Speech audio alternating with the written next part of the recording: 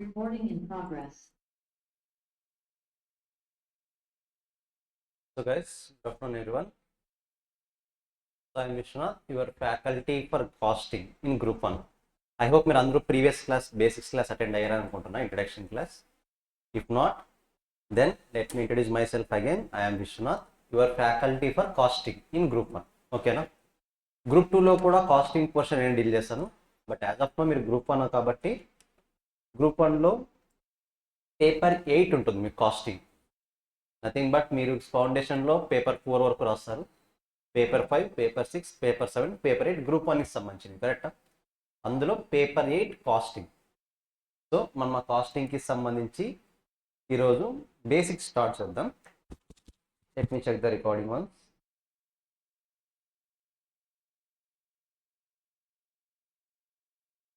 So ఒకసారి audio క్లియర్గానే ఉందా కన్ఫర్మ్ చేయండి.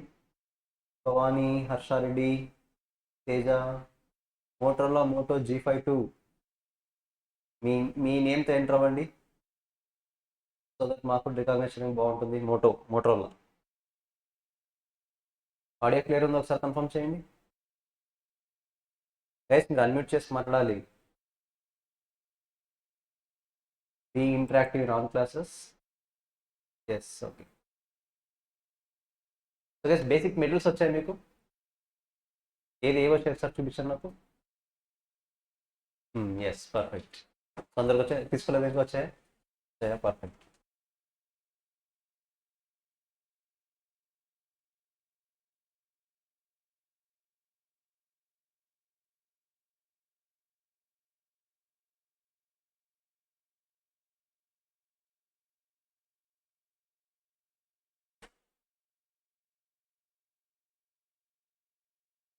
సో గైస్ కాస్టింగ్ ఫౌండేషన్లో మీకు కొన్ని బేసిక్స్ వచ్చుంటాయి, కరెక్టా? కాస్టింగ్ గురించి అసలు కాస్టింగ్ అంటే ఏంటి, అందులో ఫిక్స్డ్ కాస్ట్ ఏది, వేరియబుల్ కాస్ట్ ఏది గుర్తుందా? ఫౌండేషన్లో చదివారు ఏమైనా? ఐడియా ఉందా? అస్సలు గుర్తులేదా? హాలిడేస్ గ్యాప్లో ఎగిరిపోయాయండి.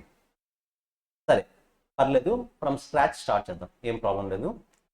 గైస్ జనరల్గా ఇప్పుడు పర్టికులర్ కంపెనీలో అసలు కాస్టింగ్ అనేది ఎందుకు ఇంపార్టెంట్ చెప్తాను నేను. కాస్టింగ్ సబ్జెక్ట్ యొక్క ఇంపార్టెన్స్ ఏంటి? ఇప్పుడు అకౌంట్స్ ఓపెన్ చేసాం అనుకోండి, P&L స్టేట్మెంట్ కనిపిస్తుంది కదా, income statement, profit and loss statement. Profit and loss statement open చేస్తే మనకి ఏం తెలుస్తుంది? పర్టికులర్ ఇయర్కి ప్రాఫిట్ వచ్చిందా లాస్ వచ్చిందా తెలుస్తుంది, కరెక్టా? పర్టికులర్ ఇయర్లో ఎంత ప్రాఫిట్ వచ్చింది, ఎంత లాస్ వచ్చిందని మాత్రం తెలుస్తుంది. లెట్స్ సే ఇది రిలయన్స్ ఇండస్ట్రీ అనుకుందాం. రిలయన్స్ ఇండస్ట్రీ 100 ప్రోడక్ట్స్ మ్యానుఫ్యాక్చర్ చేస్తుంది, కరెక్టా? చాలా ఉన్నాయి, more than 2000 units product manufacture చేస్తుంది అది. మరి 2000 ప్రోడక్ట్స్లో ఏ ప్రోడక్ట్ ఎంత ప్రాఫిట్ వచ్చింది అనేది ఎలా తెలుస్తుంది? P&L అకౌంట్ ఓపెన్ చేస్తే మీకు తెలిసేది ఎంటైర్ కంపెనీకి ఈ ఇయర్కి ఎంత ప్రాఫిట్ వచ్చింది, ఈ ఇయర్కి ఎంత లాస్ వచ్చింది, కరెక్టా? బట్ నాకు కావాల్సింది అది కాదు. ఆ 2000 యూనిట్స్ ప్రొడ్యూస్ చేస్తుంది కదా, రిలయన్స్ ప్రొడ్యూస్ చేసి సేల్ చేస్తుంది కదా, అందులో particular unit let's say X అనే ప్రోడక్ట్ని ప్రొడ్యూస్ చేస్తుంది అనుకుందాం. ఈ X అనే ప్రోడక్ట్కి ఎంత కాస్ట్ అయింది, సేల్ ప్రైస్ ఎంత, ఆ X వల్ల రెవెన్యూ ఎంత వచ్చింది, ఓవరాల్గా Xని ప్రొడ్యూస్ చేసి సేల్ చేయడం వల్ల నాకు ప్రాఫిట్ వచ్చిందా లాస్ వచ్చిందా తెలుసుకోవాలి. ఇది మన P&L స్టేట్మెంట్లో ఎక్కడైనా ఇన్ఫర్మేషన్ దొరుకుతుందా? ఎక్కడైనా అబ్జర్వ్ చేస్తారా మీరు? Sale of X, sale of Y అని చూస్తారా, జస్ట్ సేల్స్ అని చూస్తారా? Sales. A sales? All type of goods. But నాకు కావాల్సిన అన్ని గుడ్స్కి కాదు, ఏ గుడ్స్కి కావాలి? ఓన్లీ X అనే ప్రోడక్ట్ది మాత్రమే కావాలి. ఇప్పుడు ఇలాంటి సినారియోస్లో ఇన్కమ్ స్టేట్మెంట్ అనేది మనకి హెల్ప్ అవ్వదు. అంటే అకౌంట్స్లో మనం యూస్ చేసే ఇన్కమ్ స్టేట్మెంట్ అనేది హెల్ప్ అవ్వదు, profit and loss statement help అవ్వదు. కొన్ని బ్యాలెన్స్ షీట్లో ఉంటుందా ఇన్ఫర్మేషన్? అక్కడ ఉండదు. ట్రయల్ బ్యాలెన్స్లో ఉంటుందా? అక్కడ కూడా ఉండదు. సో మనం ఇంతవరకు యూజ్ చేసిన అకౌంట్ సబ్జెక్ట్ అనేది ఎక్స్టర్నల్ పర్పస్ మాత్రమే యూజ్ అవుతుంది. ఏంటి ఎక్స్టర్నల్ పర్పస్ అంటే? మన ఇన్వెస్టర్స్కి మన కంపెనీలో ప్రాఫిట్ ఎంత ఉంది, లాస్ ఎంత ఉంది, మన దగ్గర అసెట్స్ ఎన్ని ఉన్నాయి, లయబిలిటీస్ ఎన్ని ఉన్నాయి అని చెప్పడానికి మాత్రమే ఈ బ్యాలెన్స్ షీట్, P&L స్టేట్మెంట్ అనేది యూజ్ అవుతుంది. అంతేగాని మనకు పర్టికులర్గా ఎంత ప్రాఫిట్ వస్తుంది, ఎంత లాస్ వస్తుందో తెలియదు. Let me take one very simple example. So ఒక సింపుల్ ఎగ్జాంపుల్ తీసుకుని ఎక్స్ప్లెయిన్ చేస్తాను, మీకే క్లారిటీ వస్తుంది. అసలు కాస్టింగ్ ఎందుకు ఉంది అనే పాయింట్ మీకు క్లారిటీ వస్తుంది. సో నేను 2 ప్రోడక్ట్స్ని ప్రొడ్యూస్ చేస్తున్నాను, X అండ్ Y. నా కంపెనీలో 2 ప్రోడక్ట్స్ ఉన్నాయి, ఓకేనా? X ద్వారా నాకు ఓవరాల్గా X sale value, cost, profit. X sale value 100 rupees, y sale value 200 rupees. వాటిని ప్రొడ్యూస్ చేయడానికి నేను ఇంకరైన కాస్ట్ 50, ఇదేమో 210. సో ఓవరాల్గా ప్రాఫిట్ వచ్చిందా లాస్ వచ్చిందా అంటే ఎక్స్కి ప్రాఫిట్ వచ్చింది 50 రూపీస్, కరెక్టా? Sale value 50, cost sale value 100, 50 rupees cost అయిందంటే 50 ప్రాఫిటే కదా నాకు. ఇక్కడ ఏమైంది, 10 లాస్ వచ్చింది.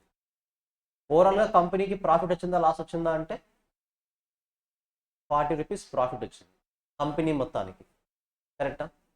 ఇప్పుడు మీరు ఈ ఇన్ఫర్మేషన్ చూసి, ఈ ఇన్ఫర్మేషన్ మీకు క్లారిటీ ఉంది కదా, ఈ ఇన్ఫర్మేషన్ P&L అకౌంట్లో ఎలా వస్తుంది తెలుసా? సింపుల్గా ప్రాఫిట్ అండ్ లాస్ స్టేట్మెంట్లో ప్రాఫిట్ అని 40 రూపీస్ వస్తుంది. క్లారిటీ వస్తుందా? అక్కడ ఎక్స్కి ఎంత ప్రాఫిట్ వచ్చింది, వైకి ఎంత ప్రాఫిట్ వచ్చిందని రాదు. ఓవరాల్గా కంపెనీకి ఎంత ప్రాఫిట్ వచ్చింది, 40 రూపీస్. కానీ రియాలిటీలో థింక్ చేయండి, ఎక్స్ అనేది ప్రతిసారి లాస్ తీసుకొస్తుంది, కరెక్టా? మీరు ఎక్స్ అనే ప్రోడక్ట్ని కనుక కంపెనీలో లేకుండా చేస్తే ప్రాఫిట్ ఎంత వస్తుంది, 50, రైట్? క్లారిటీ వస్తుందా? అసలు ఈ ఎక్స్నే మీరు ప్రొడ్యూస్ చేయకుండా ఆపేస్తే ప్రాఫిట్ ఏమవుతుంది మీకు, 50 రూపీస్ అవుతుంది. అంటే P&L అకౌంట్లో ఐడెంటిఫై చేయలేని కొన్ని విషయాలని మనం ఇండివిజువల్గా అనలైజ్ చేసినప్పుడు క్లారిటీగా డిఫైన్ చేయొచ్చు. ఇప్పుడు వైని డ్రాప్ చేయాలన్న పాయింట్ నాకు P&L అకౌంట్ చూస్తే తెలియదు. మరి ఎలా తెలుస్తుంది సార్ అంటే, for that we have costing. ఇప్పుడు నా డౌట్ ఏంటంటే, ఎక్స్కి ఇంత ప్రాఫిట్ వచ్చింది, వైకి ఇంత ప్రాఫిట్ వచ్చిందని బయట ఇన్వెస్టర్స్కి చెప్పాల్సిన అవసరం మనకుందా? అవసరం లేదు. So it is purely internal matters, purely internal purpose. Accounts is purely external purpose, costing is purely internal purpose. Moreover మీరు ఖచ్చితంగా గుర్తుపెట్టుకోవాల్సిన పాయింట్ ఏంటి అంటే, కాస్టింగ్ డిస్కస్ చేస్తున్నంతసేపు వీఆర్ ద మేనేజర్స్. మనం ఆల్వేస్ మేనేజ్మెంట్ పాయింట్ ఆఫ్ వ్యూలోనే think చేయాలి. We're not customers, we're the company, we're the managers. ఓకేనా? ఇప్పుడు మీరు P&L అకౌంట్స్ డ్రా చేస్తున్నప్పుడు మీరు కంపెనీ హెడ్గా ఫీల్ అవుతారు కదా, సేమ్ ఇక్కడ కూడా వీఆర్ ద మేనేజర్స్. మనం మేనేజ్మెంట్ పాయింట్ ఆఫ్ వ్యూలోనే థింక్ చేయాలి, కస్టమర్ పాయింట్ ఆఫ్ వ్యూలో థింక్ చేయకూడదు. Is it clear? సో ఇది బేసిక్ అండర్స్టాండింగ్ కాస్టింగ్కి సంబంధించి. అసలు ఎందుకు ఉంది కాస్టింగ్ అంటే, for internal reporting. P&L account, balance sheet, trial balance ఇవన్నీ కూడా ఎక్స్టర్నల్ రిపోర్టింగ్. అకౌంట్స్లో మీరు యూస్ చేసే ప్రతి ఒక్క స్టేట్మెంట్ కూడా ఎక్స్టర్నల్ రిపోర్టింగ్. కాస్టింగ్లో యూస్ చేసే 99% ఆఫ్ ది స్టేట్మెంట్స్ అన్నీ కూడా మీరు ఇంటర్నల్ రిపోర్టింగ్ పర్పస్, అంటే విత్ ఇన్ ద కంపెనీ మాత్రమే ఉంటాయి, బయటకి ఎక్కడ కనబడవు మీకు ఇవి. ఇప్పుడు కాస్టింగ్లో కొన్ని ఫార్మాట్స్ ప్రిపేర్ చేస్తాం మనము, మీకు బయట ఎక్కడ మీకు గూగుల్లోనూ ఎక్కడ కనబడదు. అది మీకు P&L అకౌంట్ కావాలా, పర్టికులర్ కంపెనీది కనిపిస్తుంది.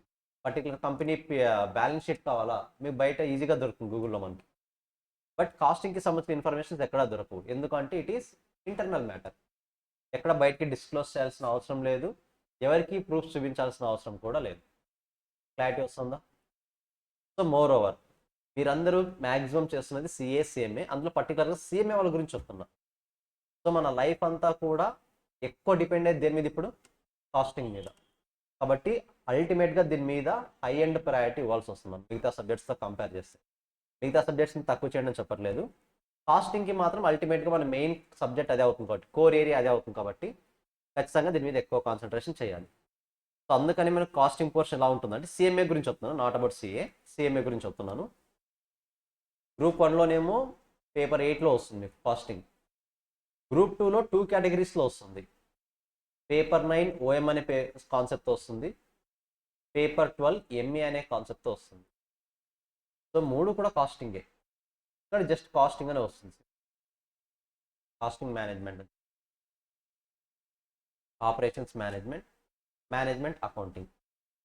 సో 3 పేపర్స్ కూడా మీరు 2 గ్రూప్స్లో రాసే 3 పేపర్స్ కూడా మొత్తం కాస్టింగ్ రిలేటెడ్ పోర్షనే ఉంటుంది. మీరు రాసే 800 మార్క్స్కి ఇది 100 మార్క్స్, ఇది 100 మార్క్స్, ఇది 60 marks, almost 260 marks costing weightage ఉంటుంది. క్లారిటీ వస్తుందా? మీ ఓవరాల్ ప్యాటర్న్ ఎలా ఉంటుంది నెక్స్ట్ 2 గ్రూప్స్లో అనేది, కాస్టింగ్ యొక్క వెయిటేజ్. సో గ్రూప్ 1లో పేపర్ 8, గ్రూప్ 2లో OM 60 మార్క్స్ ఉంటుంది, MA 100 మార్క్స్ ఉంటుంది. ఇది నేర్చుకుందాం తర్వాత, ఇవి ఇప్పుడే అవసరం లేదు మీకు, మెల్లగా వస్తాయి గ్రూప్ 2లో. బట్ యాజ్ ఆఫ్ నౌ మనం కాన్సన్ట్రేషన్ చేయాల్సింది గ్రూప్ 1 కాస్టింగ్ పేపర్ మీద. ఓకేనా? సో గైస్, ఇది కాస్టింగ్కి సంబంధించి మీకు రావాల్సిన బేసిక్ నాలెడ్జ్. సో ఇది ఏమీ డౌట్స్ లేవు సార్ పర్ఫెక్ట్ అనుకుంటే, మనం మెల్లగా అసలు కాస్టింగ్ అంటే ఏంటి, కాస్టింగ్ సబ్జెక్ట్ ఎందుకు ఉంది, దీని పర్పస్ ఏంటి, ఒక్కటి మెల్లగా డిస్కస్ చేద్దాం. క్లియర్ కదా? ఏం డౌట్స్ లేవు కదా ఈ పాయింట్ ఆఫ్ వ్యూలో? Now costing. First of all cost అంటే ఏంటో తెలియదు. What is mean by cost? Let's say ఇప్పుడు మీరు మార్కెట్లోకి వెళ్ళి ఒక కేజీ మ్యాంగో కొన్నారు 100 రూపీస్కి. 100 రూపీస్ అనేది ఏంటి? ప్రైజా కాస్టా? 100 రూపీస్ అనేది సెల్లింగ్ ప్రైజా కాస్టా? సింపుల్. ఇప్పుడు మీరు మ్యాంగో తీసుకుని వస్తున్నారు, నేను ఎదురొచ్చాను, ప్రైస్ ఎంత అన్నాను, ఎంత చెప్తారు? ఎంత చెప్తారు? ఎంత పెట్టుకున్నారు? గైస్ మీరు రైటా రాంగ్? రైట్ ఆన్సర్స్ నేను అడగట్లేదు. మనం రైట్ ఆన్సర్స్ చెప్పడానికి రాలేదు, అనలైజ్ చేయడానికి వచ్చాం. రైటా రాంగ్గా మీరు ఏమీ థింక్ చేయొద్దు, ఓకేనా? నేను చెప్తాను కరెక్టా కాదన్నది, మీరు మీ అనాలిసిస్ ఏంటో చెప్పండి, ఓకేనా? సో మీరు మ్యాంగో కేజీ 100 రూపీస్ పెట్టి కొనుక్కొని వస్తున్నారు, నేను ఎదురొచ్చాను, ప్రైస్ ఎంత అని అడిగాను, మీరు ఏం చెప్తారు? 100, రైట్? ఇప్పుడు కాస్ట్ ఎంత అని అడుగుతున్నా, ఏం చెప్తారు? అంటే దాని మీనింగ్ ఏంటి? కాస్ట్కి ప్రైస్కి ఏదో డిఫరెన్స్ ఉందనే కదా. కాస్ట్ వేరు, ప్రైస్ వేరు. రియాలిటీలో మనము జనరల్ లైఫ్లో రెండింటినీ కూడా సేమ్గానే ట్రీట్ చేస్తాం. బట్ కాస్టింగ్లో రెండు సేమ్ కాదు. There is huge difference between the two. ఏంటి అసలు కాస్ట్ అంటే ఏంటి, ప్రైస్ అంటే ఏంటి? ఇప్పుడు మనం ఒక ప్రోడక్ట్ని మ్యానుఫ్యాక్చర్ చేయాలనుకున్నాం. లెట్స్ సే ఎక్స్ అనే ప్రోడక్ట్ని మనం ప్రొడ్యూస్ చేయాలి. ప్రొడ్యూస్ చేయడం కోసం మనం రా మెటీరియల్ కొనాలి, కరెక్టా? లేబర్తో వర్క్ చేయించాలి, కన్వర్ట్ చేయాలి, దాన్ని రా మెటీరియల్ ఫినిష్ కూడా కన్వర్ట్ చేయాలి, some other type of expenses incur అవ్వాలి, ఇవన్నీ కూడా ఇంకర్ అవుతాం, కరెక్టా? వీటన్నిటిని ఇంకర్ అయిన తర్వాత మనకు అయిన అమౌంట్ వచ్చేసి లెట్స్ సే 100 రూపీస్ అనుకో. అంటే నేను రా మెటీరియల్ పర్చేస్ చేయడానికి, లేబర్ని హైర్ చేసుకోవడానికి, ఆ రా మెటీరియల్ని ఫినిష్ గుడ్గా కన్వర్ట్ చేయడానికి నేను ఇంకైనా కాస్ట్ మొత్తం ఎంత? 100 రూపీస్. నేను దీనికి ఒక 20 రూపీస్ ప్రాఫిట్ యాడ్ చేసుకొని 120 రూపీస్కి సేల్ చేస్తున్నా. This is called selling price. This is called cost. కాస్ట్కి మీరు ఎప్పుడైతే ప్రాఫిట్ యాడ్ చేస్తారో then we will get selling price. Clarity వస్తుందా? ఇప్పుడు చెప్పండి, నేను ప్రొడ్యూస్ చేసిన ప్రోడక్ట్ యొక్క కాస్ట్ ఎంత?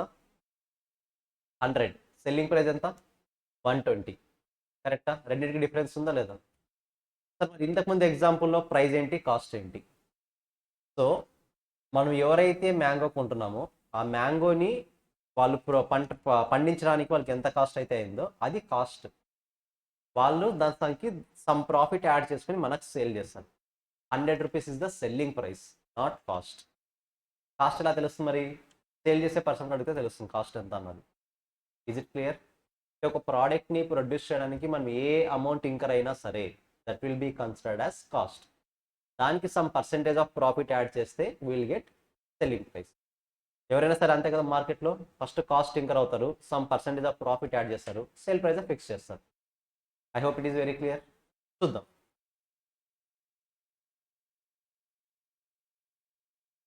So amount of expenditure incurred in producing a product.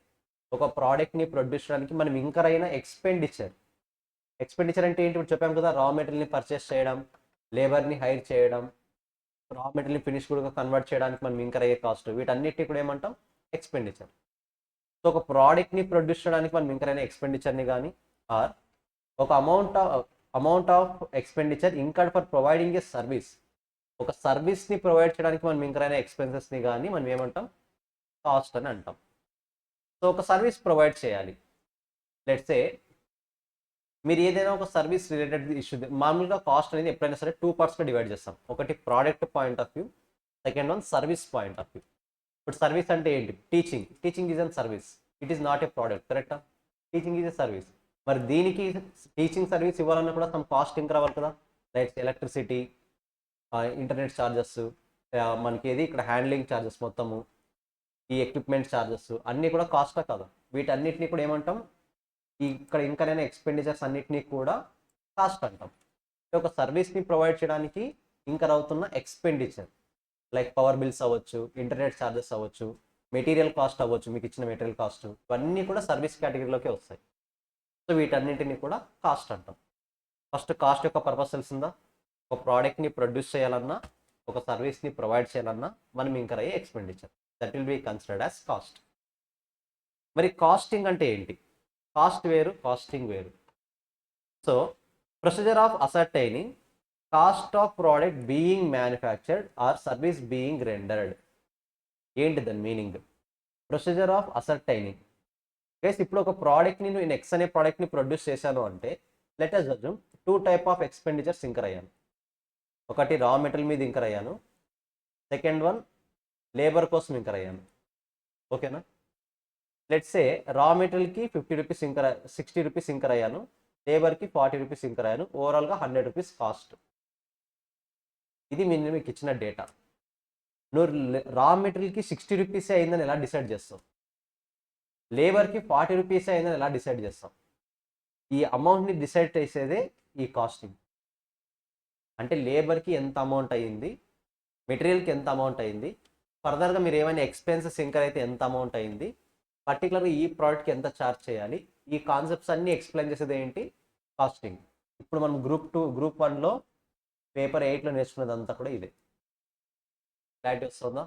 Casting సింపుల్గా రా మెటీరియల్ కాస్ట్ అంటున్నాం, ఆ రా మెటీరియల్ కాస్ట్ని ఎలా ఐడెంటిఫై చేయాలి. లేబర్ కాస్ట్ అంటున్నాం, ఆ లేబర్ కోసం ఎంత కాస్ట్ ఇంకర్ అయ్యాం ఎలా ఐడెంటిఫై చేయాలి. ఇవన్నీ కూడా ఇక్కడే నేర్చుకుంటాం మనం, ఇక్కడ పేపర్ 8లో గ్రూప్ 1లో. ఓకేనా?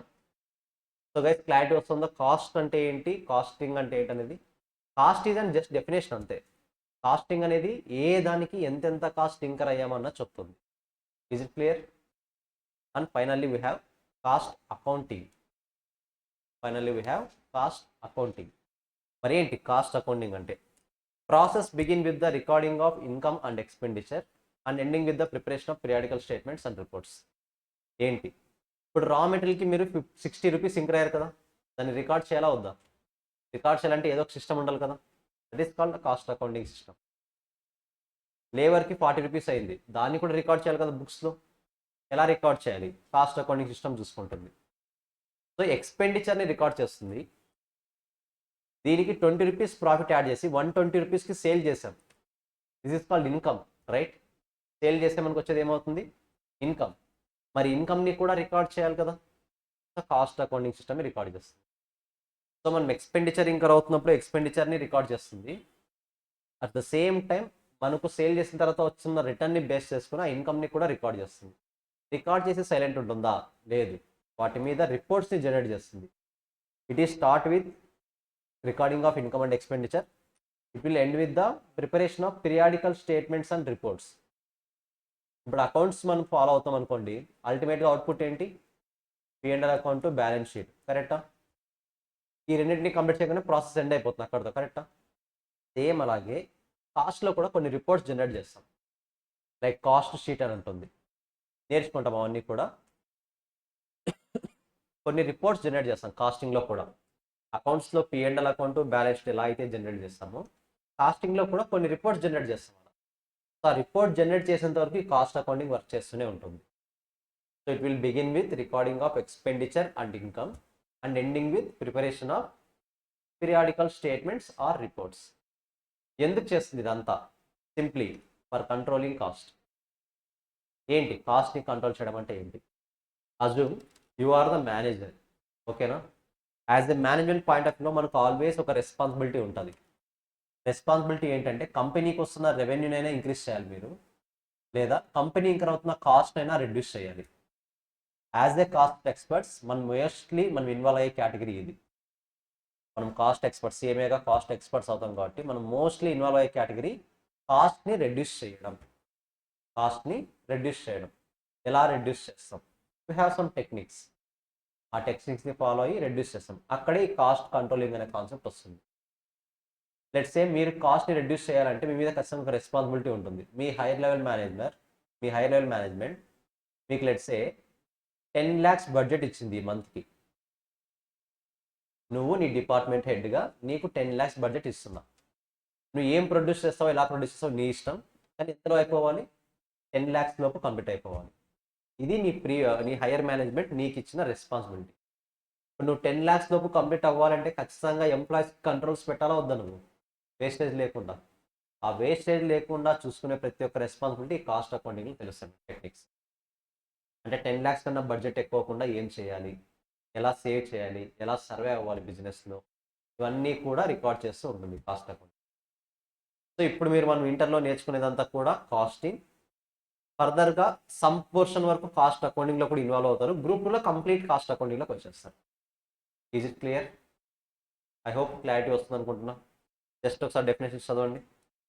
Not much important for examination point of view, but clarity ఉండాలి. నేను తర్వాత థియరీ పాయింట్ సపరేట్గా డీల్ చేస్తాను. ఓకేనా?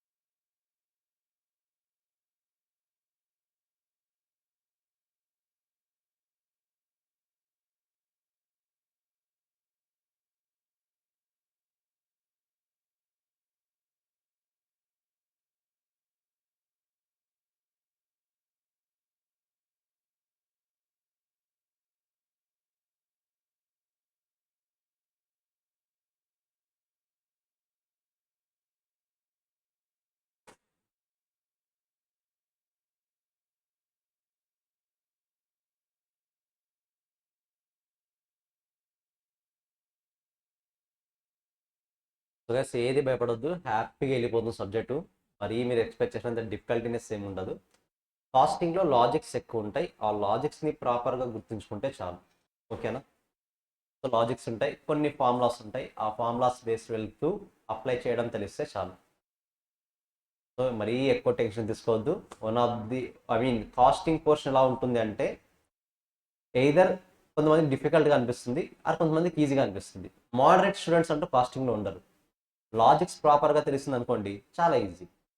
లాజిక్స్ తెలియకుండా జస్ట్ షార్ట్ కట్స్ గుర్తుపెట్టుకున్నారు అనుకోండి, it will be considered as most difficult subject. ఓకేనా? So no need to worry. ప్రతిదీ కాస్త బేసిక్స్ అన్ని స్ట్రాంగ్గా వినండి. లాజిక్స్ ఎప్పటికప్పుడు నోట్ డౌన్ చేసుకోండి. ఏ రోజు సిలబస్ ఆ రోజు ఒకసారి ఒక 5 minutes రివైజ్ చేసినా సరిపోతుంది. ఓకేనా? ఎప్పటికప్పుడు కంప్లీట్ చేసుకుంటే సరిపోతుంది. మీరు 1 hour 1.5 hour వినే క్లాస్ రివైజ్ చేయడానికి హార్డ్లీ 10 minutes పట్టదు. ఓకేనా? అంటే డేలో 1 hour కూర్చుంటే అన్ని సబ్జెక్ట్స్ రివిజన్ అయిపోతాయి ఆ రోజుకి. సో ఆ 1 hour మీదే మీ ఫ్యూచర్ డిపెండ్ అవుతుంది. మీరు డైలీ 7 to 8 hours క్లాస్ ఉండడం ఒక ఇష్యూ అయితే, దాన్ని 1.5 hour స్పెండ్ చేయడం ఒక ఇష్యూ. మీరు డైలీ క్లాసెస్కి వస్తున్నారు, ప్రతిదీ పర్ఫెక్ట్గా వింటున్నారు, యూజ్ లేదు. సో విన్న క్లాస్ని ఏ రోజుదే ఆ రోజు మనము అట్లీస్ట్ 1 time స్పీడ్గా అయినా పర్లేదు, జస్ట్ ఏం జరిగిందని రివైజ్ చేయగలిగితే ఎక్కువ రోజులు గుర్తుండే ఛాన్స్ ఉంటుంది మనకు. లేదు సార్ నేను అట్లా ఫాలో అవ్వను అనుకుంటే, సింపుల్గా ఏమవుతుందంటే, మీకు సిలబస్ అయిన తర్వాత రివిజన్ ఎగ్జామ్స్ కండక్ట్ చేస్తాం కదా, అప్పుడు మీరు మెటీరియల్ ఓపెన్ చేస్తే అంతా కొత్తగా అనిపిస్తుంది. ఎందుకంటే జస్ట్ ఒకసారి అలా విన్నాము, వదిలేసాము. అట్లీస్ట్ 2 times అయినా రిపీట్ అయితే మన మైండ్లో 6 to 7 months వరకు స్టోర్ అవుతుంది కంటెంట్ అనేది. నెక్స్ట్ టైం రివిజన్ చాలా ఈజీ అవుతుంది. ఓకేనా? సో రివిజన్ మ్యాటర్స్, బాగా గుర్తుపెట్టుకోండి. ప్రతిరోజు రివిజన్ చేస్తే కానీ మనం పడుకోకూడదు. ఆ టార్గెట్ పెట్టుకుని ఉండండి. ఏం పెద్ద ఇష్యూ ఉండదు. అనవసరంగా మీకు కొంతమంది భయపెట్టిండొచ్చేమో నాకు తెలియదు, కానీ అంత సినారీ ఏమి ఉండదు. హ్యాపీగా అయిపోతుంది సబ్జెక్ట్. ఇదే కదా, అన్ని సబ్జెక్ట్స్ అలాగే ఉంటాయి. బట్ మన వాళ్ళు కొన్ని క్రియేట్ చేసే ఇష్యూస్ వల్ల, కొన్ని కొత్తగా క్రియేట్ చేసే రీజన్స్ వల్ల మనకు డిఫికల్టీ అనే పాయింట్ వస్తుంది, కానీ రియాలిటీలో ఆ డిఫికల్టీనెస్ లేదు. ఓకేనా? జస్ట్ మన టైం స్పెండ్ చేస్తాం, ఎలా స్పెండ్ చేస్తాం అనేది ఇంపార్టెంట్. క్లియర్? ఇప్పుడు మీరంతా ఇప్పుడు రీసెంట్గా వచ్చిన ఫౌండేషన్ రిజల్ట్ బ్యాచ్ కదా, రీసెంట్గా వచ్చిన ఫౌండేషన్ రిజల్ట్ బ్యాచ్ డిగ్రీ మీద వచ్చారు ఎవరైనా? డిగ్రీ బేస్ మీరు నాకు ఐడియా ఉంది already. Right, online degree base మీద వచ్చారు ఎవరైనా? ఓన్లీ ఫౌండేషన్ అంతా? తేజ ఏంటి 2 hours లాగిన్ అయ్యారు? వేరు వేరు ఇద్దరు ఒకరేనా? ఐ హోప్ అందరూ ఫౌండేషన్ బేస్ మీద అనుకుంటున్నా. సో డోంట్ వరీ, ఈజీగానే అయిపోతుంది సబ్జెక్ట్. ఓకేనా? సో తర్వాత కొన్ని థియరీ టాపిక్స్ ఉన్నాయి. ఆబ్జెక్టివ్స్ ఏంటి, అడ్వాంటేజెస్ ఏంటి, డిసడ్వాంటేజెస్ ఏంటి. బిఫోర్ దట్ అసలు మన కాస్టింగ్ సబ్జెక్ట్ ఎలా ఉంటుందో ఒక్కసారి డిస్కస్ చేసి వద్దాం. సో దట్ మీకు కూడా క్లారిటీ వస్తుంది, ఓ ఇంతేనా కాస్టింగ్ అని. Let me take few things.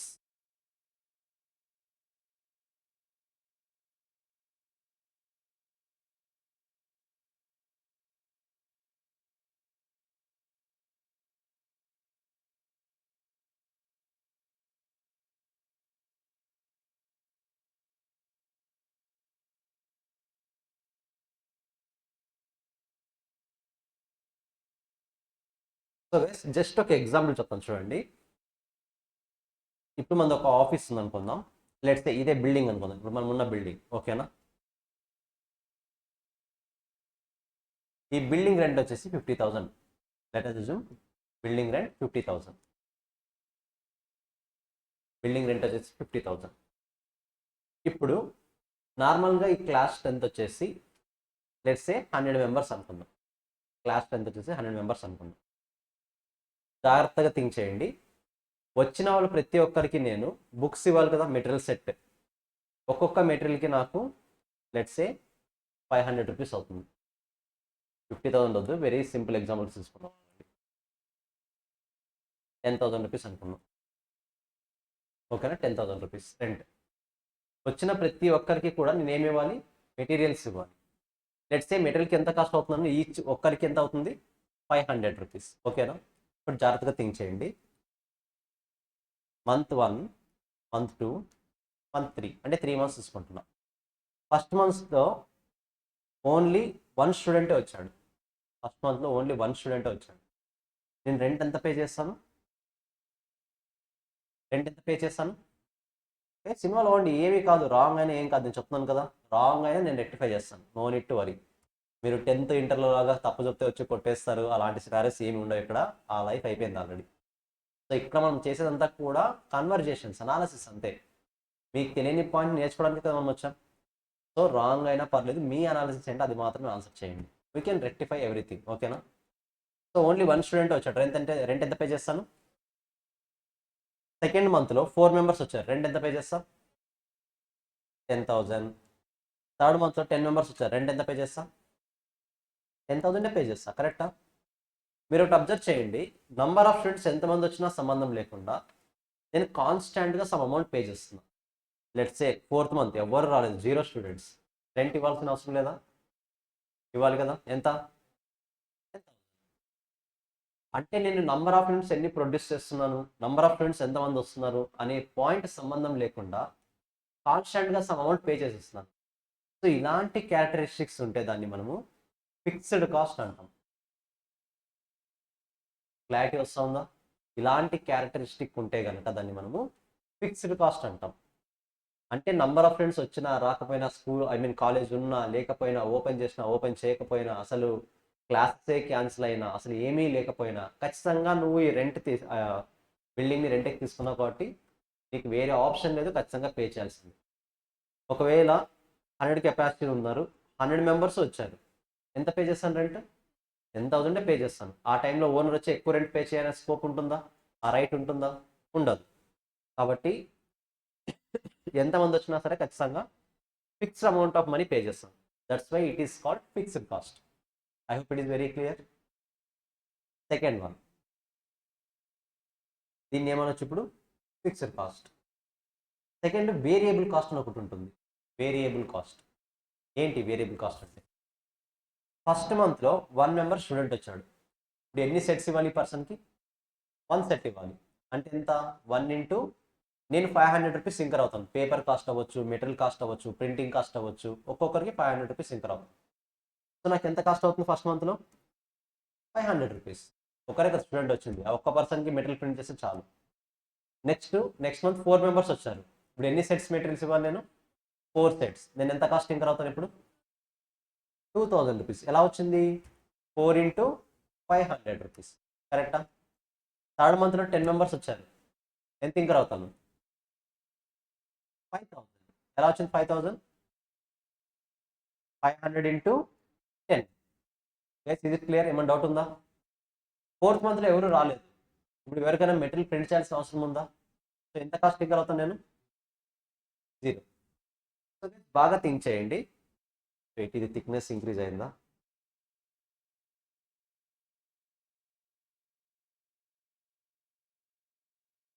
So 500, 2,000, 5,000. So బాగా థింక్ చేయండి.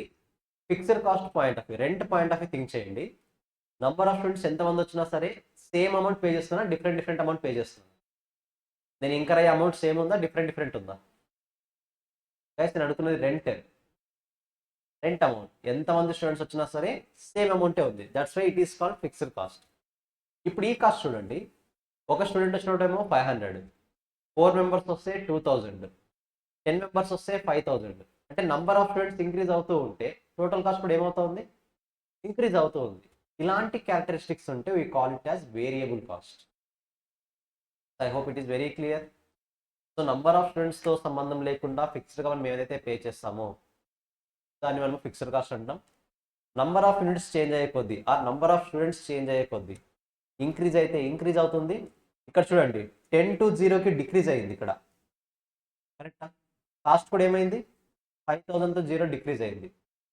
అంటే నంబర్ ఆఫ్ యూనిట్స్ ఇంక్రీజ్ అయితే ఇంక్రీజ్ అయ్యేది, ఆ నంబర్ ఆఫ్ యూనిట్స్ అవ్వచ్చు, నంబర్ ఆఫ్ స్టూడెంట్స్ అవ్వచ్చు, డిక్రీజ్ అయితే డిక్రీజ్ అయ్యే కాస్ట్. ఇలాంటి క్యారెక్టరిస్టిక్స్ దేనికైనా ఉంటే we call it as variable cost.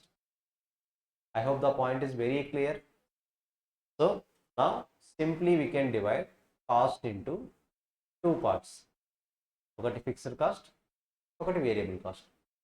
Trust me, this bifurcation మనకు లైఫ్ లాంగ్ యూజ్ అవుతూనే ఉంటుంది.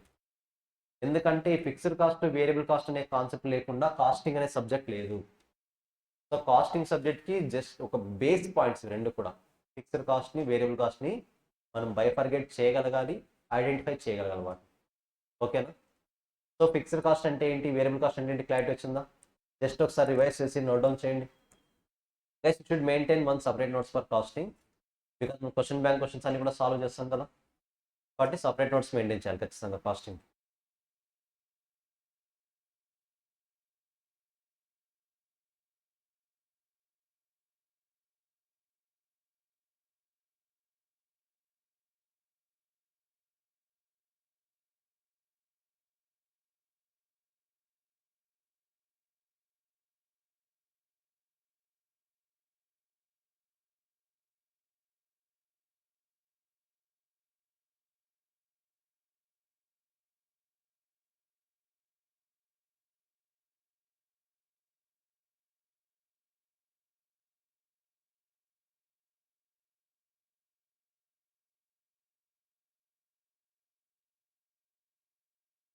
నేను కంప్లీట్గా థియరీ పాయింట్ ఆఫ్ వెళ్తే బోర్ కొడుతుందని చెప్పేసి కొద్ది పార్ట్ ప్రాబ్లమేటిక్ చూద్దాం, కొద్ది పార్ట్ థియరీ చూద్దాం. ఓకేనా? అప్పుడు మీకు బోర్ కొట్టదు. అసలే ఆఫ్టర్నూన్ మేము కంప్లీట్గా థియరీ టాపిక్ స్టార్ట్ చేస్తానంటే అయిపోతారు మీరు, రేపు నా క్లాస్కి రారు మరి. చేస్తా హరిక.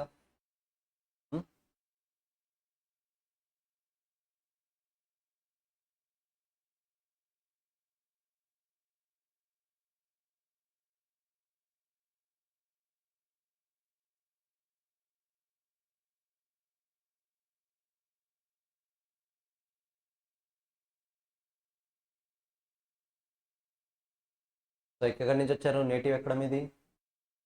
ఒకసారి ఇంట్రడ్యూస్ చేసుకోండి మామూలుగా. ఎక్కడ నేటివ్ ఎక్కడ? ఎవరు ఒకరు ఇక్కడే Hyderabad. Okay, name Pavan Kumar, yes. Hyderabad. Manish, Pavan Manish, okay yes. అందరూ హైదరాబాదేనా? Pulivendula, Kadapa, okay. Name Swarnalatha, yes. మీరు? ప్రియాంక, స్వర్ణలత, ప్రియాంక, పవన్, మనీష్, ఓకేనా? మన వాళ్ళు ఎక్కడి నుంచి, మన వాళ్ళు రెస్పాండ్ అవ్వరు చూడండి ఆన్లైన్లో కదా, మన మౌనవ్రతం పాటిస్తాం. భవానీ, హర్షారెడ్డి ఎక్కడ, నేటివ్ ఎక్కడ?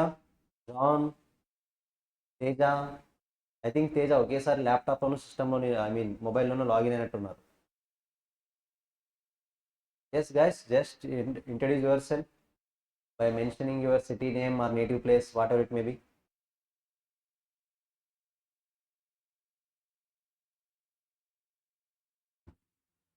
Yes, Kadapa, Suryapet district circle. What about Teja? Uppal, near Uppal, Uppal, okay.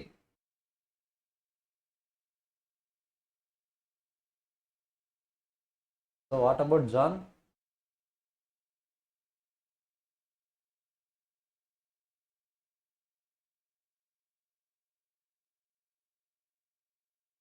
So guys clear, ఏది వేరియబుల్ కాస్ట్, ఏది ఫిక్స్డ్ కాస్ట్. సో సింపుల్గా నంబర్ ఆఫ్ యూనిట్స్ ఎన్ని ప్రొడ్యూస్ చేసినా సరే సంబంధం లేకుండా మనము ఫిక్స్డ్గా సమ్ అమౌంట్ పే చేస్తుంటే we call it as fixed cost. అలా కాకుండా నంబర్ ఆఫ్ యూనిట్స్ ఇంక్రీజ్ చేసే కొద్దీ ఇంక్రీజ్ అవుతుంది, ఆ నంబర్ ఆఫ్ యూనిట్స్ డిక్రీజ్ చేసే కొద్దీ డిక్రీజ్ అవుతుంది. ఇలాంటి క్యారెక్టరిస్టిక్స్ ఉంటే we call it as variable cost. I hope it is very clear. So ఇప్పుడు again some portion theory discuss చేద్దాం. మనకు కాస్టింగ్ బేసిక్స్ 2 పార్ట్స్లో ఉంటుంది. ఓకేనా? కాస్టింగ్ బేసిక్స్ అనేది 2 పార్ట్స్లో ఉంటుంది. ఫస్ట్ పార్ట్లో అసలు ఫిక్స్డ్ కాస్ట్ అంటే ఏంటి, వేరియబుల్ కాస్ట్ అంటే ఏంటి, కంప్లీట్ ఎగ్జామినేషన్ చేస్తాం. Complete examination from A to Z. So part 1 costing basics మొత్తం కూడా ఫిక్స్డ్ కాస్ట్, వేరియబుల్ కాస్ట్ చుట్టే తిరుగుతూ ఉంటుంది. అసలు ఆ కాస్ట్లు ఎందుకు ఉన్నాయి, దాని పర్పస్లు ఏంటి, దానివల్ల మనకి ఏం తెలుస్తుంది, ఇవన్నీ కూడా నేర్చుకుంటాం. పార్ట్ 2కి వచ్చేపాటికి సమ్ అడ్వాన్స్డ్ కాన్సెప్ట్స్ వస్తాయి. మరి కాస్టింగ్ బేసిక్స్ అనే సమ్ అడ్వాన్స్డ్ కాన్సెప్ట్స్. ఓకేనా? బట్ మనం మెయిన్గా కాన్సన్ట్రేట్ చేయాల్సింది ఈ ఫిక్స్డ్ కాస్ట్ అంటే ఏంటి, వేరియబుల్ కాస్ట్ అంటే ఏంటి, ఈజీగా ఐడెంటిఫై చేయగలగాలి మనం. ఓకేనా? ఈజీనే, నో నీడ్ టు వరీ, చాలా ఈజీ కాన్సెప్ట్ అది. ఇంకా నెంబర్ ఆఫ్ ఎగ్జాంపుల్స్ చూస్తాం మన మీద, మనం వాటి మీద, సో దట్ క్లారిటీ వస్తుంది. నౌ ఆబ్జెక్టివ్స్ చూద్దాం. కాస్ట్ అకౌంటింగ్ ఆబ్జెక్టివ్స్ అసలు ఇది ఉన్న ఏ పర్పస్ మీద ఉంది మనకి? సింపుల్గా అసర్టైన్మెంట్ ఆఫ్ కాస్ట్. ఒక ప్రోడక్ట్ని మ్యానుఫ్యాక్చర్ చేసామంటే ఎక్స్పెండిచర్ ఇంకర్ అవుతాం కదా, మెటీరియల్ కావచ్చు, లేబర్ కావచ్చు, సమ్ అదర్ ఎక్స్పెన్స్ అవ్వచ్చు, కాస్ట్లు అన్నీ ఇంకర్ అవుతాం కదా. ఆ ఇంకర్ అయిన కాస్ట్ మొత్తాన్ని యాడ్ చేసి కాస్ట్ని ఐడెంటిఫై చేయడానికి ఈ కాస్ట్ అకౌంటింగ్ అనేది యూజ్ అవుతుంది.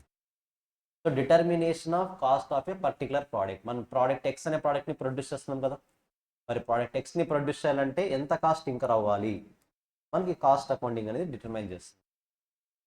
డిటర్మినేషన్ ఆఫ్ సెల్లింగ్ ప్రైస్, జాగ్రత్తగా గుర్తుంచుకోండి, కాస్ట్ని ఐడెంటిఫై చేయడంతో ఆగిపోలేదు ఇది. ఏది కూడా డిటర్మైన్ చేస్తుంది, సెల్లింగ్ ప్రైస్ని కూడా ఐడెంటిఫై చేస్తుంది.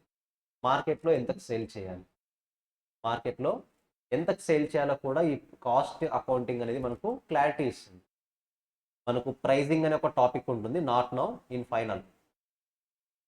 ప్రైజింగ్ అనే ఒక కాన్సెప్ట్ వస్తుంది, ఫైనల్లో వస్తుంది, ఇంటర్లో రాదు. ఇంటర్లో మన కాన్సన్ట్రేషన్ అంతా కాస్ట్ మీదే ఉంటుంది, సెల్లింగ్ ప్రైస్ మీద ఫైనల్లో వెళ్తుంది. ఫైనల్ అంతా కూడా సెల్లింగ్ ప్రైస్ మీద ఎక్కువ కాన్సన్ట్రేషన్ చేస్తాం మనం. సో రెండిట్లో కూడా ఇది హెల్ప్ అవుతుంది. Cost control, cost reduction, one of the 2 biggest biggest advantages of cost accounting ఏంటి చూద్దాం ఒకసారి. కాస్ట్ కంట్రోల్ అంటే ఏంటి, కాస్ట్ రిడక్షన్ అంటే ఏంటి? గైస్, మీ టాప్ లెవెల్ మేనేజ్మెంట్ మీకు ఇచ్చిన బడ్జెట్ వచ్చేసి 10 lakh రూపీస్. మీ టాప్ లెవెల్ మేనేజ్మెంట్ మీకు ఇచ్చిన బడ్జెట్ వచ్చేసి 10 lakh రూపీస్. మీరు మీ డిపార్ట్మెంట్లో ఎంత అమౌంట్ అయినా యూస్ చేసుకోండి, ఎలా అయినా ప్రొడ్యూస్ చేసుకోండి, కానీ మ్యాక్సిమం నేను అలాట్ చేసే బడ్జెట్ ఎంత, 10 lakhs. నువ్వు ఏం ప్రొడ్యూస్ చేసినా సరే 10 lakhsలోనే అయిపోవాలి. ఒకవేళ రియాలిటీలో ఇది 11 lakhs అయింది అనుకోండి, 1 lakh ఓవర్ బడ్జెట్ అయినట్టే కదా మనకు, 1 lakhs ఎక్స్ట్రా కాస్ట్ అయినట్టే కదా. ఇలా ఎక్స్ట్రా కాస్ట్ అవ్వకుండా మనము టేక్ కేర్ చేయాలి. ఎక్స్ట్రా కాస్ట్ అవ్వకుండా మనము టేక్ కేర్ చేయాలి. ఎలా టేక్ కేర్ చేయాలి అనేది కాస్ట్ కంట్రోల్ టెక్నిక్స్ నేర్పిస్తాయి.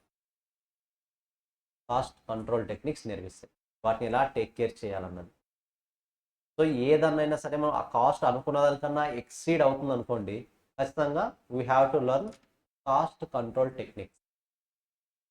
అలా కాకుండా ఆల్రెడీ 10 lakhs ఇంకర్ అవుతున్నాం, ఇయర్ అంతా ప్రొడక్షన్ స్టార్ట్ చేసాము, 10 lakhs లోపే అయింది కాస్ట్ అంతా కూడా, సో బాగుంది. సో దీన్ని ఇంకా మీరు బాగా అబ్జర్వ్ చేస్తే 10 lakhs కన్నా కాస్ట్ని రెడ్యూస్ చేయొచ్చు. 10 lakhs కన్నా ఈ కాస్ట్ని 10 lakhs కాకుండా 9 lakhs చేయొచ్చు. ఎలా చేయాలి? కాస్ట్ రిడక్షన్ టెక్నిక్స్ నేర్పిస్తాయి. క్లారిటీ వస్తుందా? అమౌంట్ ఎక్సీడ్ అవ్వకుండా చేసేది కాస్ట్ కంట్రోల్, ఉన్న అమౌంట్ దానికన్నా తక్కువ ఎలా చేసేది కాస్ట్ రిడక్షన్ టెక్నిక్స్. ఇవన్నీ మనం క్లాసెస్లో నేర్చుకుంటాం, మన మెయిన్ కాన్సెప్ట్తో నేర్చుకుంటాం, కాస్ట్ కంట్రోల్, కాస్ట్ రిడక్షన్. మీకు తెలుసు లేదా మన కాస్టింగ్లో ఎలాంటి కాన్సెప్ట్స్ ఉంటాయంటే, ఒక ఇంట్రెస్టింగ్ టాపిక్ చదువుతాను చూడండి. జనరల్గా నేను ఒక product ఎక్స్ని produce చేసామనుకుందాం.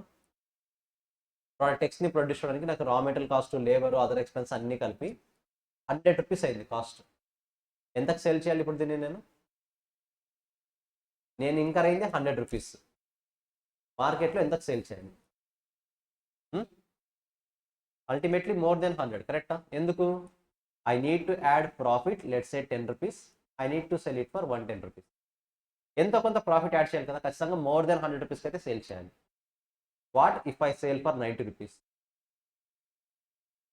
What if I sale for 90 rupees? I will ended up by loss, కరెక్టా? కానీ కాస్టింగ్ ఏం చేస్తుందంటే మీకు కొన్ని టెక్నిక్స్ నేర్పిస్తుంది. ఈవెన్ దో మీరు 90 rupeesకి సేల్ చేసినా సరే ప్రాఫిట్తో ఎండ్ అయ్యేలా చేస్తుంది. ఎలా నేస్తుంది అది నేర్చుకోవాలి టెక్నిక్స్. అంటే కామన్ పీపుల్ కాస్టింగ్ అనే సబ్జెక్ట్ తెలియని పీపుల్ ఎలా థింక్ చేస్తాడు అంటే నేను 100 రూపీస్ ఇంకర్ అయ్యాను, 10 రూపీస్ ప్రాఫిట్ 110 రూపీస్కి సేల్ చేస్తాడు. వేరాజ్ వి కాస్ట్ ఎక్స్పర్ట్స్ మనం ఏం చేస్తామంటే నాకు తెలుసు నేను 100 రూపీస్ ఇంకర్ అయ్యానని, దాని మీద 10% ప్రాఫిట్ ఇస్తే 110 రూపీస్ అయ్యి కాంపిటీటర్ 110 రూపీస్కి సేల్ చేస్తున్నాడని తెలుసు, అయినా సరే మార్కెట్లోకి వచ్చి 90 రూపీస్కి సేల్ చేస్తాను. ఇప్పుడు కాంపిటీటర్ దగ్గరికి వెళ్తే ఎక్కువ మంది వెళ్తారా, మన దగ్గరికి ఎక్కువ మంది వస్తారు? మన దగ్గరికి ఎక్కువ మంది వస్తారు. సో ఈవెన్ దో నేను కాస్ట్ కన్నా తక్కువ అమౌంట్కి సేల్ చేసినా సరే I will end up with the profits. ఎలా మనకు ప్రాఫిట్స్ వస్తాయనేది మనం కాస్టింగ్లో నేర్చుకుంటాం. ఫర్దర్ టాపిక్స్ వస్తాయి మీకు, మన మెయిన్ కాన్సెప్ట్స్ ఉన్నాయి, ఆ మెయిన్ కాన్సెప్ట్స్ నేర్చుకుంటాం ఇలాంటి టెక్నిక్స్. ఓకేనా? సో కాస్టింగ్ అంటే తెలియని పర్సన్ ఇప్పుడు అవుట్ సైడ్ కస్టమర్ వచ్చేసి మనతో నెగోషియేట్ చేస్తున్నాడు, 110 రూపీస్ కాదు 105 రూపీస్ ఇస్తాను అని. సో నార్మల్ కాంపిటీటర్ ఏం చేస్తారు, 105 రూపీస్ ప్రాఫిట్ వస్తుంది కదా, అట్లీస్ట్ సేల్ చేసేస్తాను, అట్లీస్ట్ 5 రూపీస్ అయినా ప్రాఫిట్ వస్తుంది కదా అని చెప్పేసి. 100 రూపీస్ అడిగారు అనుకోండి, మాక్సిమం సేల్ చేయరు, ఎందుకంటే నేను ఇంకా అయింది 100, అతను 100కి ఇస్తాను అన్నాడు, మాక్సిమం సేల్ చేయరు. 90 రూపీస్ అడిగారు అనుకోండి, అస్సలు సేల్ చేయరు. కరెక్టా? బట్ మనం సేల్ చేస్తాం ప్రాఫిట్స్తో ఎండ్ అవుతాం. సో లాజిక్ తెలుసు, ఐ మీన్ లాజిక్ ఇప్పుడు అర్థం కాదు, బట్ పాయింట్ ఇంట్రెస్టింగ్గా అనిపిస్తుందా? నిజంగా ఇలాంటి పాసిబిలిటీ ఉందా అంటే ఎస్, 100% ఉంది.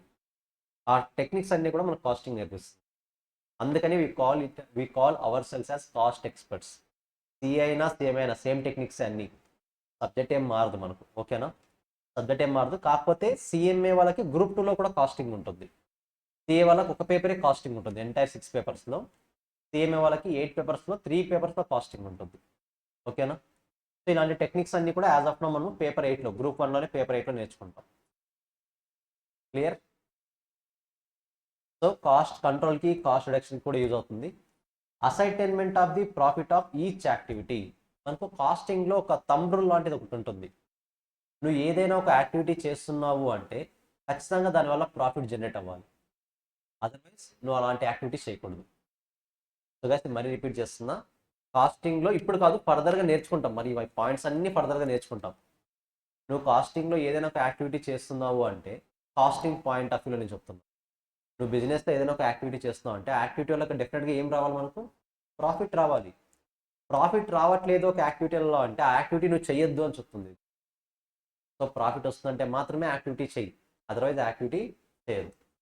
సో అలాంటి ప్రాఫిట్ని కూడా ఐడెంటిఫై చేయడానికి కాస్ట్ అకౌంటింగ్ అనేది మనకు హెల్ప్ అవుతుంది. Ascertain management in decision making.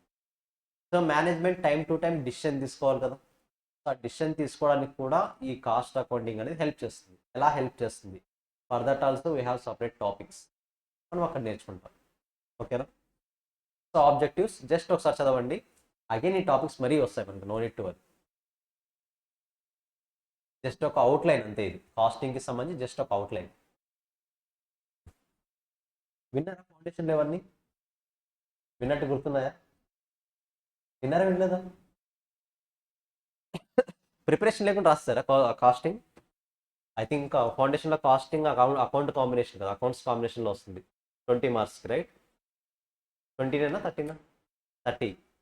మరి చదవలేదు అక్కడ ఫిక్స్డ్ కాస్ట్ వేరియబుల్ కాస్ట్? చదివినట్టు వదిలేస్తారా?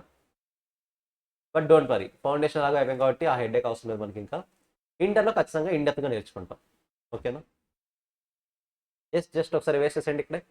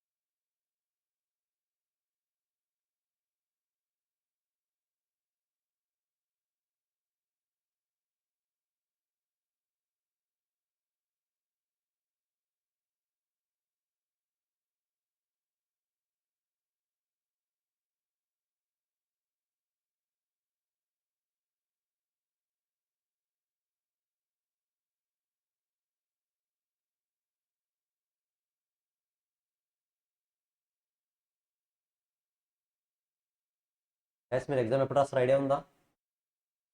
జూన్లో రాస్తారు, కరెక్టా? సో జూన్కి ఫస్ట్ గ్రూప్ 1 రాస్తారు, డిసెంబర్కి గ్రూప్ 2 రాస్తారు. అంటే 1 ఇయర్ మనది కాదనుకుంటే ఇంటర్ మన చేతిలో ఉంటుంది. మరి 1 ఇయర్ సార్ ఎలా చదువుతాం కష్టపడి అనుకోవద్దు. మధ్యలో మీకు కావాల్సిన బ్రేక్స్ అన్నీ మీకు వస్తాయి. ఎగ్జామ్ తర్వాత జూన్ తర్వాత బ్రేక్ ఉంటుంది డెఫినెట్గా మీకు 10 to 15 days, అంటే హాలిడేస్ చెప్తున్నాను. సో మీ మైండ్కి రిలాక్సేషన్ తగ్గట్టుగా ఎన్నైతే లీవ్స్ అవసరమో అన్ని లీవ్స్ మేము ఆల్రెడీ ప్లాన్ చేసి పెట్టుంటాము. No need to worry. 1 year surrender అయిపోవాలంటే అన్ని తిండి నిద్ర అన్ని వదిలేసి బుక్స్ ముందే కూర్చోవాలంటే అంత సినారీ అవసరం లేదు. ఓకేనా?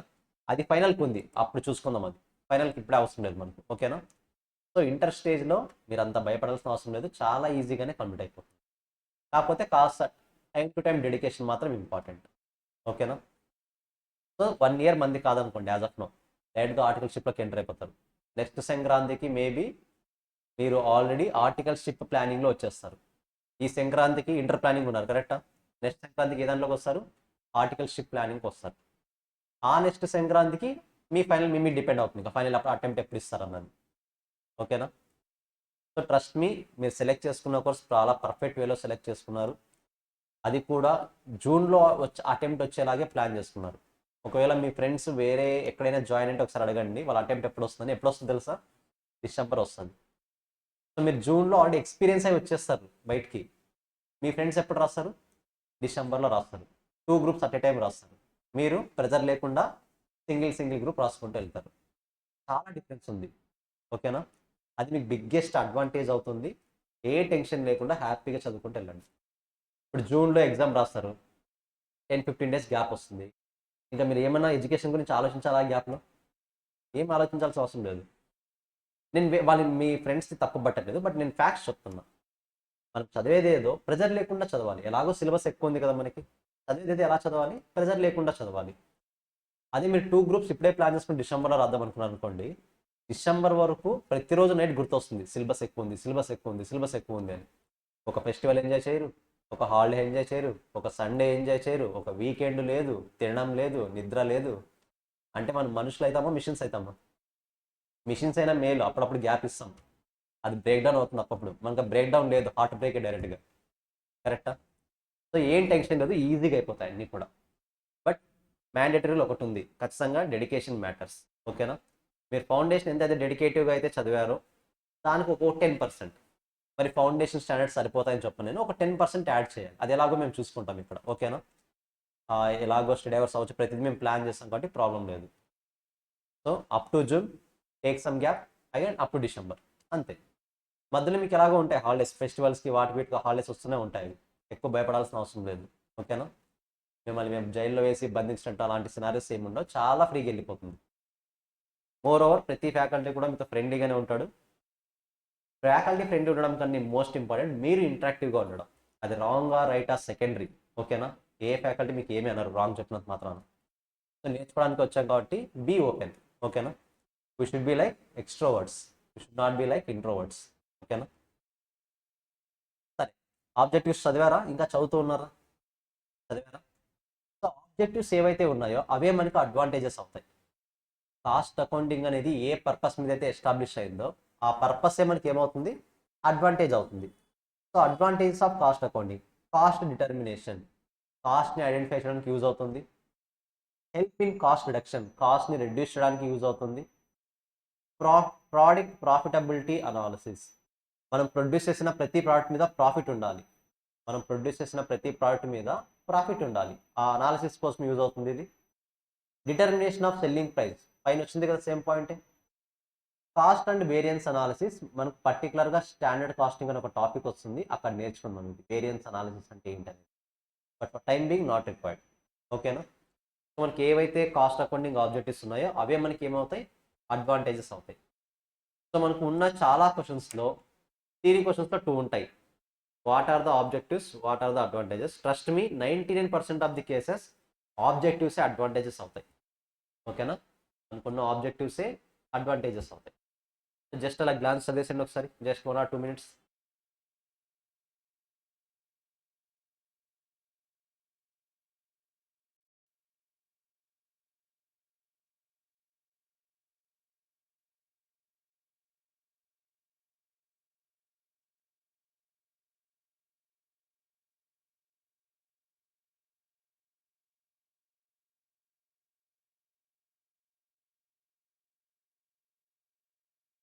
సో మీరు ఇంకా ఇనిషియల్ డేస్ కాబట్టి క్లాసెస్ తక్కువగానే ఉన్నాయి.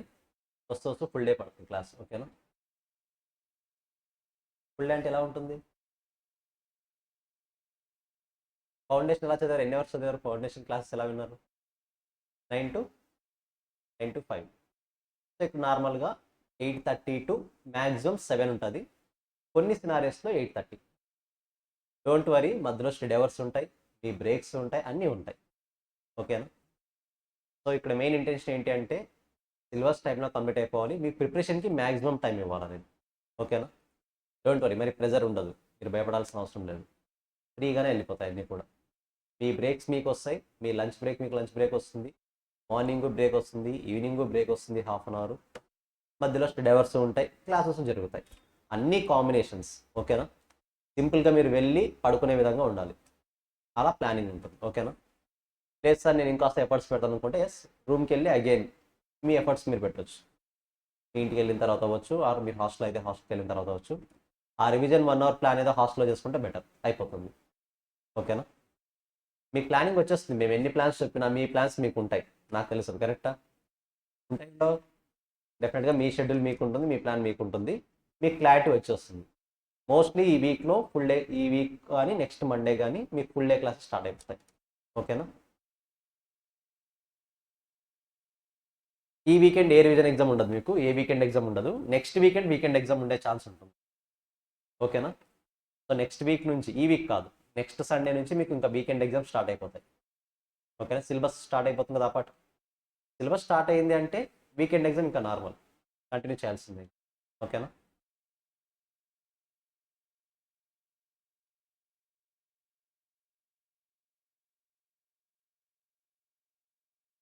సో డిసడ్వాంటేజ్ ఒక్కటి డిస్కసెస్ క్లోజ్ అవుతాం ఈరోజుకి.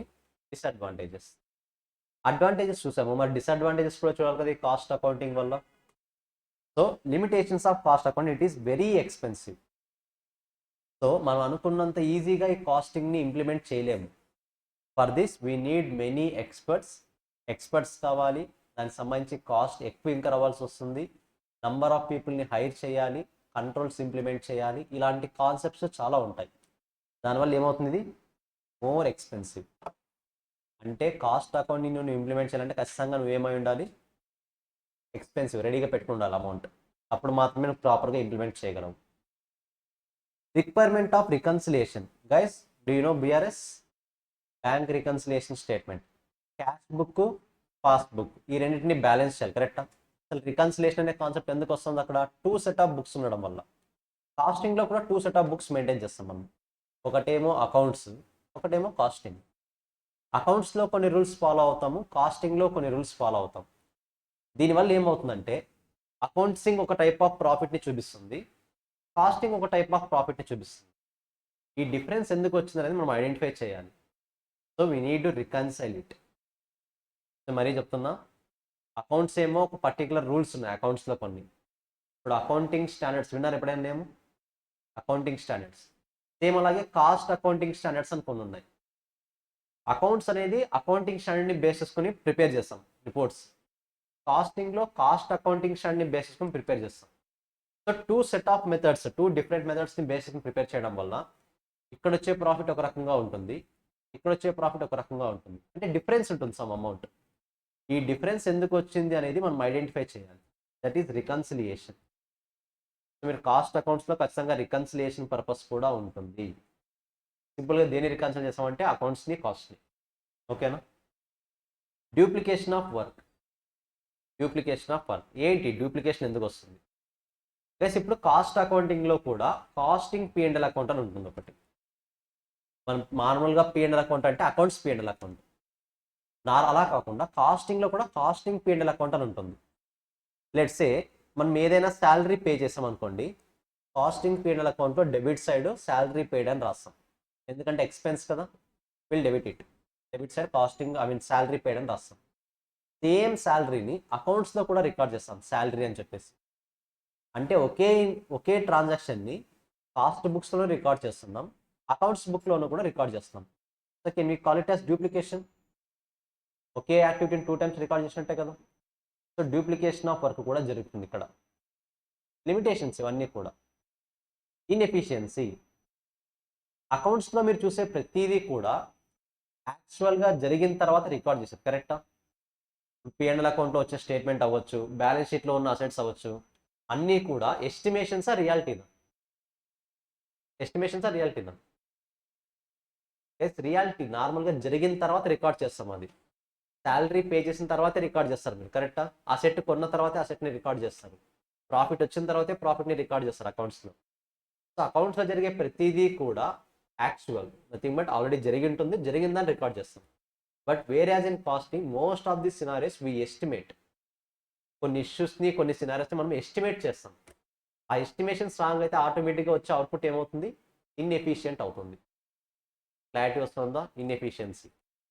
మనము అకౌంట్స్లో మెజారిటీ కేసెస్ ఎస్టిమేషన్స్ చేస్తాం. ఇప్పుడు బడ్జెట్, మీరు బడ్జెట్స్ చూసారు నార్మల్గా, నిర్మలా సీతారామన్ బడ్జెట్ రిలీజ్ చేస్తుంది. ఇప్పుడు budget I think February 1st release అవుతుంది కొత్త బడ్జెట్ 2025కి సంబంధించి. ఇప్పుడు రిలీజ్ చేసిన బడ్జెట్ అనేది నెక్స్ట్ 1 yearకి గాను ఏ దాని మీద ఎంత అమౌంట్ ఇంకర్ అవుతున్నాం అనేది ఎస్టిమేషన్. ఆ ఎస్టిమేషన్ మనం కాస్టింగ్లో చేసేది. మన కాస్ట్ ఎక్స్పర్ట్స్ కూర్చొని వర్క్ చేస్తేనే బడ్జెట్ రిలీజ్ అవుతుంది, అది రిలీజ్ అవ్వదు. ఓకేనా? పాయింట్ క్లారిటీ వస్తుందా? సో ఏదైనా సరే మనం కాస్టింగ్లో చేసే మెజారిటీ ఆఫ్ కేసెస్ మనం చేసేదంతా కూడా ఎస్టిమేషన్, నాట్ రియాలిటీ. ఆ ఎస్టిమేషన్కి కొన్ని అడ్జస్ట్మెంట్స్ చేసి రియాలిటీలో హ్యాపీ అయిన తర్వాత అకౌంట్స్లో రికార్డ్ చేస్తాం. క్లారిటీ వస్తుందా? అంటే అకౌంట్స్ కన్నా ముందు ఏది ప్రిపేర్ చేస్తాం రియాలిటీలో? మనం ఇంటర్నల్గా కాస్టింగ్ ప్రిపేర్ చేస్తాం. ఇంటర్నల్గా అకౌంట్స్ కన్నా ముందు కాస్టింగ్ ప్రిపరేషన్ జరుగుతుంది. రియాలిటీలో వర్క్ అవుతుంది, వర్క్ అయిన తర్వాత వచ్చిన యాక్షన్స్ని అకౌంట్స్తో రికార్డ్ చేస్తాం. ఇది నార్మల్గా జరిగే process. I hope it is very clear. So just waste and limitations కూడా ఒకసారి. సో ఇక్కడతో మీకు కాస్టింగ్ బేసిక్స్కి సంబంధించిన థియరీ పార్ట్ కంప్లీట్. కాస్ట్ అంటే ఏంటి, ఆబ్జెక్టివ్స్ ఏంటి, అడ్వాంటేజెస్ ఏంటి, లిమిటేషన్స్ ఏంటి. ఇంకా టుమారో క్లాస్ నుంచి ఇంకా మెయిన్గా ఫిక్స్డ్ కాస్ట్, వేరియబుల్ కాస్ట్ చుట్టే తిరుగుతుంటుంది స్టోరీ మొత్తం. ఓకేనా? ఇన్ డెప్త్గా నేర్చుకుంటాం ఫిక్స్డ్ కాస్ట్ గురించి, వేరియబుల్ కాస్ట్ గురించి. సో జస్ట్ ఒక 2-3 minutes రివైజ్ చేయండి. If you have any doubts yes you can ask, otherwise we can close it for today. Again మరి నెక్స్ట్ క్లాస్ ఉందనుకుంటా కదా మీకు? క్లాస్ ఉందా నెక్స్ట్? ఉందా లేదా? చూడలేదా? Let me check your schedule. ఉందా? ఓకే. 5 to 6:30 ప్రవీణ్ సార్ ఉంది కదా?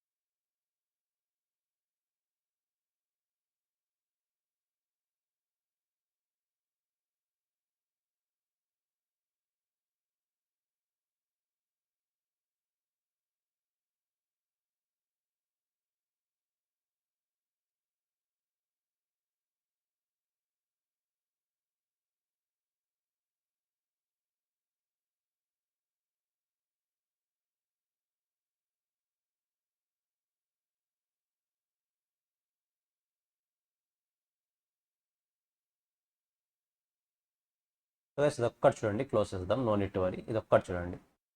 మీరు నెక్స్ట్ స్టేట్మెంట్ ఓపెన్ చేస్తే నెక్స్ట్ పేజ్ కాస్ట్ని 2 partsగా డివైడ్ చేస్తుంటారు. Fixed cost, variable cost. మనం ఆల్రెడీ డీల్ చేస్తాం కదా ఫిక్స్డ్ కాస్ట్ అంటే ఏంటనేది. So number of units increase చేసినా సరే, డిక్రీజ్ చేసినా సరే, కాన్స్టెంట్గా పే చేసే అమౌంట్స్ని ఫిక్స్డ్ కాస్ట్ అంటాం. ఒకసారి చూడండి అది. So fixed cost remains constant in total. మన ఎగ్జాంపుల్ ఎంత వాల్యూ? 10,000 rupees రిమైన్స్ కాన్స్టెంట్, కరెక్టా? Regardless of change in activity with in the relevant range. Plus what is mean by change in activity? సింపుల్గా చెప్పాలంటే number of units. Number of units ఏమంటారు ఇక్కడ? Change in activity. So number of units increase అయినా సరే, decrease అయినా సరే ఎలా ఉంటుంది, కాన్స్టెంట్గా ఉంటుంది. సో దాన్ని ఎలా చదవాలి, remains constant in total regardless of change in units. Units change అయినా చేంజ్ అవ్వకపోయినా పేమెంట్ అనేది కాన్స్టెంట్గా ఉంటుంది. That to with in the relevant range. Relevant range అనేది పెద్ద స్టోరీనే ఉంది, but time being just remember it as relevant range. దాని గురించి సపరేట్ మీకు డెఫినేషన్ ఉంది, అక్కడ డిస్కస్ చేస్తాను, మేబీ టుమారో వస్తుంది మనకు అది. ఓకేనా. So with in the relevant range అనే పాయింట్ కాసేపు పక్కన పెట్టేసేయండి. సో ఫిక్స్డ్ కాస్ట్ అంటే నంబర్ ఆఫ్ యూనిట్స్ చేంజ్ అయినా చేంజ్ అవ్వకపోయినా కాన్స్టెంట్గా పే చేసే ఒక ఎక్స్పెండిచర్. ఇందులో కూడా 2 టైప్స్ ఉన్నాయి, committed cost, discretionary cost. So committed fixed cost, discretionary managed or budget fixed cost అంటాం. ఏంటి రెండింటి మీనింగ్? కమిటెడ్ ఫిక్స్డ్ కాస్ట్ అంటే ఏంటి? ఇప్పుడు 2024లో ఎవరో మన ఆఫీస్కి ఒక మేనేజర్ ఉన్నాడు, నేను అగ్రిమెంట్లోకి ఎంటర్ అవుతున్నానని చెప్పేసి మంత్లీ 1 lakh వాల్యూ చేసే బిల్డింగ్లో ఒక అగ్రిమెంట్లోకి ఎంటర్ అయ్యాను. ఓకేనా. ఇప్పుడు మీరు 2024లోనే జూన్లో ఎంటర్ అయ్యారు, మరి మీరు మేనేజర్గా. ఇప్పుడు మీరు రెంట్ అమౌంట్ని ఏమైనా చేంజ్ చేయగలరా, చేంజ్ చేయలేరా? ఇంతకుముందు మేనేజర్ ఆల్రెడీ 1 lakh అని చెప్పేసి ఫిక్స్ అయ్యి అగ్రిమెంట్లోకి ఎంటర్ అయిపోయాడు, 6 months వర్క్ చేశాడు. మీరు జూన్లో వచ్చారు, 2025 అనుకోండి, లేటెస్ట్ ఇయర్ 25 కాబట్టి 25 తీసుకోండి. మీరు ఇప్పుడు జూన్లో మీరు మేనేజర్గా ఛార్జ్ తీసుకున్నారు. ఇప్పుడు మీరు రెంటల్ అమౌంట్ని ఏమైనా చేంజ్ చేయగలరా? ఖచ్చితంగా 1 lakh పే చేయాల్సిందే, 1 lakh పే చేయాల్సిందే. That is called committed by previous manager and we have to follow. So resulted from the prior management decision. Prior management ఒక డిసిషన్ తీసుకుంది, ఏమని, రెంట్ 1 lakh పే చేయాలి అని. Yes, you have to follow that. Example, rent depreciation. ఇప్పుడు rent example అర్థమైంది ఇప్పుడు చెప్పింది దాంట్లో. డిప్రిషియేషన్ చూద్దాం. మీ ప్రీవియస్ మేనేజర్ ఒక అసెట్ని కొన్నాడు, ఎవ్రీ ఇయర్ 1 lakh డిప్రిషియేట్ చేయాలని క్యాలిక్యులేషన్ చేశారు, ఎవ్రీ ఇయర్ 1 lakh డిప్రిషియేట్ చేస్తున్నారు. ఇప్పుడు మీరు వచ్చినంత మాత్రాన డిప్రిషియేషన్ వాల్యూ ఏమైనా చేంజ్ అవుతుందా? చేంజ్ అవ్వదు. It is already committed. That fixed కాస్టే, కాకపోతే ఆల్రెడీ కమిట్మెంట్ ఇచ్చేసాం మనం, కాబట్టి ఖచ్చితంగా ఏం చేయాల్సిందే, దాన్ని అలాగే కంటిన్యూ చేయాల్సిందే. So simply we can call it as uncontrollable cost. Uncontrollable, control చేయొచ్చా అంటే వీ కెనాట్ కంట్రోల్, ఖచ్చితంగా పే చేయాల్సిందే, వేరే ఆప్షన్ లేదు. వేరే discretionary cost is considered as controllable cost, not uncontrollable, it is a controllable. Example, advertisement expenses. Previous manager monthly 1 lakh advertisement కోసం incur అయ్యేవాడు, నేను కూడా 1 lakh ఇంకర్ అవ్వాలని రూల్ ఉందా? అవసరం లేదు. నాకు కావాలనుకుంటే 2 lakhs ఇంకర్ అవుతాను, వద్దనుకుంటే 20,000 కూడా ఇంకర్ అవుతాను. కరెక్టా? So I can change the decision. Previous manager fix చేసిన అమౌంట్ని నేను చేంజ్ చేసే స్కోప్ ఉంటుంది. In such cases we call it as discretionary decisions, discretionary fixed cost. Same అలాగే salaries to administration staff. Salaries previous manager ఎంత pay చేస్తారు, నేను కూడా అంతే పే చేయాలా? నాకు వర్క్ నచ్చింది అనుకో, ఇంకా ఎక్కువ పే చేస్తాను. వర్క్ నచ్చలేదు అనుకో, కంపెనీ నుంచి ఆ పర్సన్ తీసేస్తాను. కరెక్టా? నాకు రైట్ ఉంటుందా లేదా, కంట్రోల్ చేయగలనా లేదా, నేను చేయొచ్చు. సో ఫిక్స్డ్ కాస్ట్ కూడా 2 categories ఉంటాయి, కంట్రోలబుల్, అన్కంట్రోలబుల్. అన్కంట్రోలబుల్ అంటే committed cost, we cannot change it. Controllable అంటే discretionary cost, yes we can change the values. Is it clear? So for today ఇది ఒక్కటి కంప్లీట్ చేసేయండి, క్లోజ్ చేద్దాం.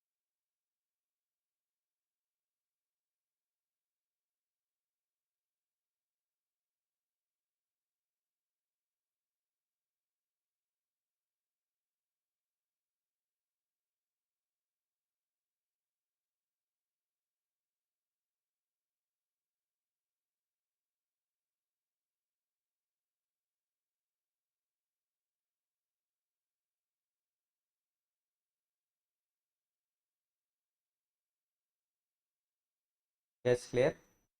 ఫస్ట్ స్టేజ్ అయితే రోజుకి. So this for the day. Tomorrow వచ్చినప్పుడు at least ఒక 5 minutes revise రండి. సో కంప్లీట్ క్లారిటీ వచ్చేస్తుంది. ఓకేనా? Will meet in next class.